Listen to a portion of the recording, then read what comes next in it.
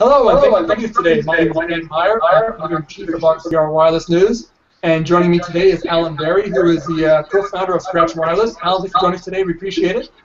Dan, Nate, thank you very much for your time. It's a pleasure. Great. Well, I guess some background on Scratch. Obviously, Scratch is a new entrant into the growing Wi-Fi-enabled cellular space, which seems to be getting a lot of attention lately from different companies. So I guess maybe start out from you, Alan. I guess get some background on the company and kind of your view of the space and what I guess Scratch brings to the space. Sure. Thank you, Dan. Look, we all love our smartphones.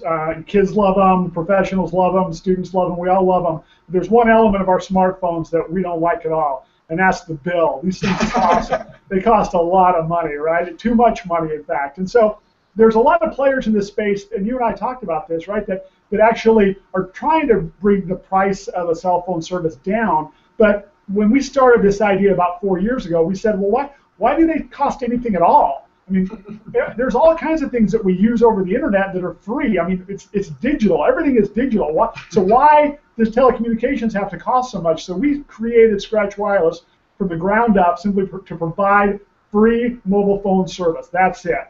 Free unlimited calling, free unlimited text messaging, free unlimited data, free all day, free every day, no gimmicks, no catches, just free. That's a pretty compelling business model, at least from a consumer's point of view. Obviously, free is tough to pass up. I guess the obvious question is, how do you guys offer this free offering? Obviously, you got to make money somehow, but how do you guys do this free service?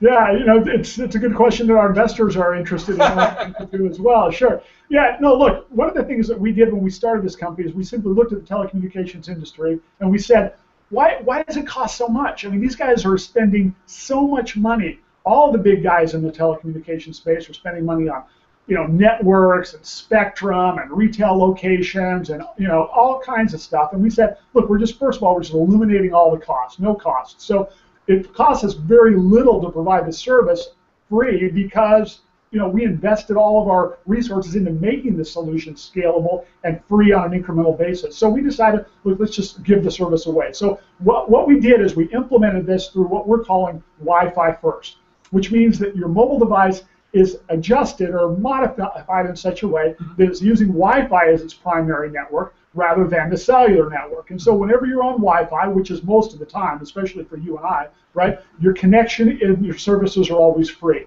When you leave Wi-Fi, then you've got the option, right? Do I want to pay for access to a cellular carrier, or do I want to just go back to Wi-Fi and utilize it under a free model? So under Scratch Wireless's model, when you leave Wi-Fi, first, text messaging is always on. It's always on and always free. So whether I'm on Wi-Fi or whether I'm out away from Wi-Fi, I've always got connection through text messaging. When I'm away from Wi-Fi, I can then choose. Do I want to pay for cellular access? We're a partner to Sprint. So you can pay to get on Sprint on as little as a day pass. For $1.99, you can jump on the Sprint network. But it's only as needed, on demand, when you want it. And as soon as you finish that, you're back to Wi-Fi and you're back to free as long as you like to be. Gotcha. And so I'm guessing the pay part of it, like the consumer does through their smartphone, they just go, there's an option there to kind of pay for that service as they need it. That's exactly right. You just follow little Scratch Wireless applications right on the phone. I need to log into email or get on Facebook or post something. I can simply buy a $1.99 pass right then instantly, and I'm connected and use it for the day. Gotcha. Now you mentioned you guys are working with Sprint on the cellular aspect of this. Obviously, Sprint, I'm guessing, is giving you guys pretty good rates to allow this to happen at a pretty cheap price when customers are off the Wi-Fi model, or off the Wi-Fi network. Yeah, of course, we're buying access to the Sprint network in bulk, so we get a fairly decent rate, and we pass that savings on to our customers. Of course, we're not apologizing that if you really want to use the cellular network, we have to pay Sprint. So we'll take a little bit of money from you, we'll pass that off to Sprint, and we'll make a little bit of margin in the process. So that's essentially how we pay for all of our overhead. But look, we're a small band of people. We're all about putting a flag in free and owning free and sharing free with the masses, and we think it's high time that the cellular industry had an offering in this way.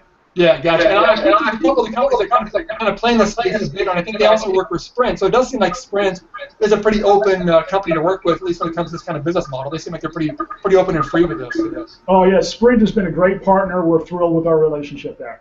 Gotcha. Now, I guess on the device side, this is going through a smartphone offering. What's your smartphone lineup, and how does that play? And how do you guys, are you guys looking to expand that? What's the pricing model, subsidy model on the smartphone? Yeah. So we're going to be launching with one single device, a Motorola Photon Q, which is it's a device that's been out there for a little while, but it's a current device. It's a great device. We love it. All the features that you would expect, top of the line LTE connectivity and current Android, so the features that you would expect. The device won't be subsidized. Unfortunately, we haven't figured out how to make that free. Maybe that'll be the next one we'll figure out. But we'll actually be selling the device right around cost at $269 to the consumer. And then after that, of course, your monthly service is $0. Gotcha. I'm guessing that, since this is kind of a platform, almost like an application platform running over Android, at some point you guys could at some point, expand this to different devices at some, down the road if you're looking at that. It seems like it's a pretty portable type of application. Yeah, we'd love to be able to offer on a whole suite of devices, sure. And believe me, we're working on that. We hope to broaden out the device offering. I think the device that we are bringing is a great one, so I don't think anybody's going to be really at all disappointed. I'm thrilled with the device. I love it.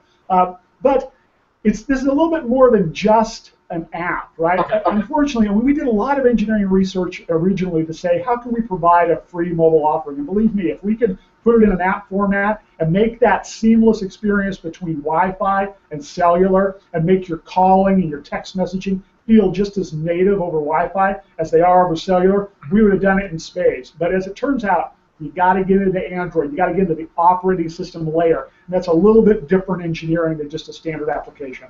Gotcha. Okay, that makes sense. Now, when a customer is on Wi-Fi, obviously this is kind of using, I guess, like a VoIP application where the voice is traveling over an IP, I guess, connection for the most part. The messaging as well and data as well. Is that how that works out?